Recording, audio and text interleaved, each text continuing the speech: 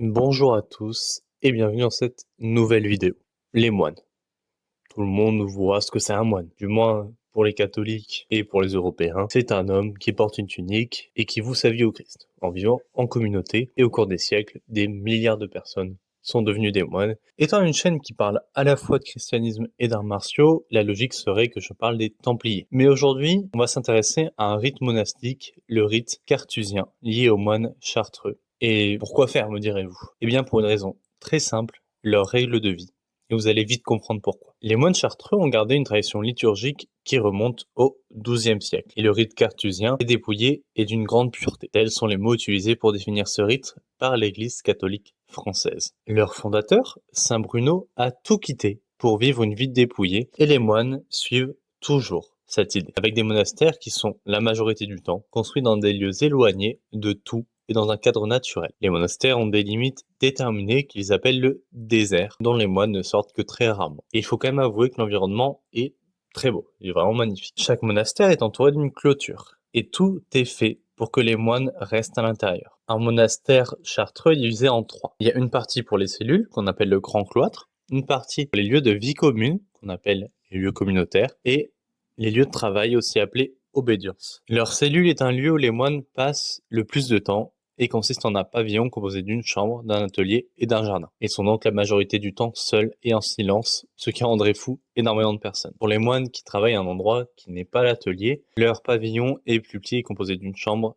et d'un jardin, voire d'une chambre seule. La construction de leur monastère, leur solitude et leur vie en communauté ont un objectif très simple, c'est rentrer en relation intime, profonde et continuelle avec Dieu, ce qui suppose la pureté du cœur. Car n'oublions pas, heureux les cœurs purs, car ils verront Dieu, comme nous l'a dit Jésus et rapporté dans l'évangile selon saint Matthieu. Ce qui est différent des autres moines contemplatifs vient surtout de la solitude. Une petite part de vie contemplative et une liturgie adaptée, ce qui représente les caractéristiques essentielles de la voie cartésienne. La solitude est une caractéristique essentielle de leur vie et est assurée car ils ne sortent pas ou peu du monastère. Ils ne reçoivent pas de visite, ne possèdent ni radio ni télévision et seul le prieur reçoit les nouvelles de l'extérieur et les transmet aux moines, mais seulement les informations les plus importantes. Autant vous dire qu'ils ne savent pas si la France a fini première de son groupe à la Coupe du Monde. Le seul contact qu'il peut avoir avec l'extérieur est limité aux familles des moines et seulement 2 fois par an. Également aux personnes extérieures qui souhaitent rejoindre les chartreux et leurs célébrations liturgiques ne sont plus accessibles aux personnes de l'extérieur à l'ordre. La vie en communauté reste importante et se nourrit de la liturgie chantée à l'église qui a lieu 3 fois les jours ordinaires, une première fois à minuit, une seconde fois le matin et une troisième le soir. Pour les dimanches et les solennités, la communauté est encore plus rassemblée car ils disent presque tous ces offices de l'église.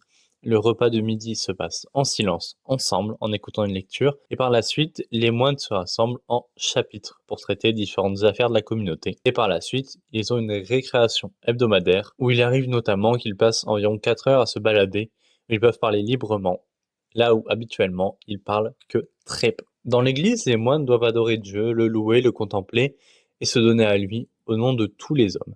Ils ont un rôle central. Ils représentent toute l'humanité et prient quotidiennement pour les vivants, mais également pour les morts. Les moines portent l'humanité dans sa prière, ils se détachent des choses de ce monde pour se rapprocher de Dieu. Pour leur journée, celle-ci est très chargée, mais également très organisée.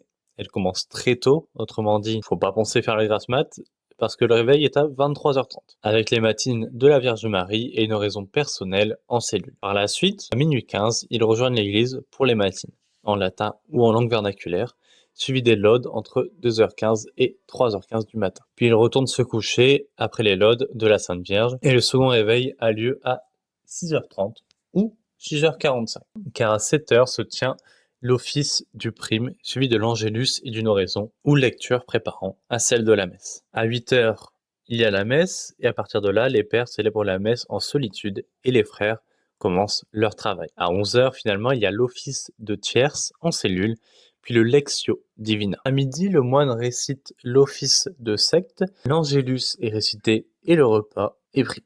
Repas qui ne peut d'ailleurs pas contenir de viande, mais seulement du poisson. Le repas est pris, puis un temps appelé récréation permet au moine d'employer son temps librement jusqu'à 14h avec l'office de nonne. À 16h, les activités se terminent, les vêpres de la Vierge Marie sont faits en cellule. À 16h15, les vêpres sont dites à l'église et les moines retournent en cellule.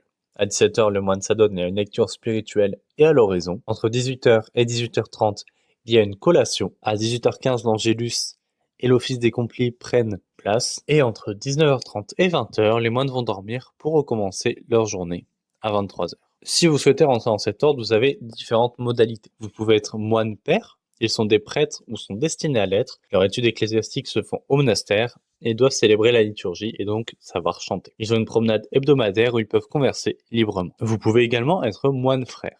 Ils vivent une vie intense de prière, ils sont chargés de multiples services nécessaires au bon fonctionnement du monastère, comme la cuisine, le jardinage, la couture et bien d'autres. Ils possèdent une cellule plus petite que les moines pères car ils passent le plus clair de leur temps en dehors de celle-ci et reçoivent également une formation doctrinale et monastique. Ils ont aussi des promenades, mais ces dernières sont plus espacées que pour les moines pères car ils sont plus souvent en extérieur. Pour devenir un moine chartreux, vous devez avoir entre 20 et 45 ans. Ne pas être marié, ne pas posséder de dettes et n'être responsable envers personne. Et être aussi prêt mentalement à suivre ce train de vie très éloigné de la vie qu'on connaît. Avant d'entrer chez les chartreux, une étape de discernement est nécessaire. Après un temps de réflexion et de prière, une personne qui pense être appelée prend contact avec une chartreuse et se présente au père maître avec sincérité. À travers plusieurs échanges, le candidat doit approfondir son appel et découvre davantage sur la vie cartésienne. Si les conditions sont favorables, il peut être invité à vivre en retraite au monastère pendant quelques jours ou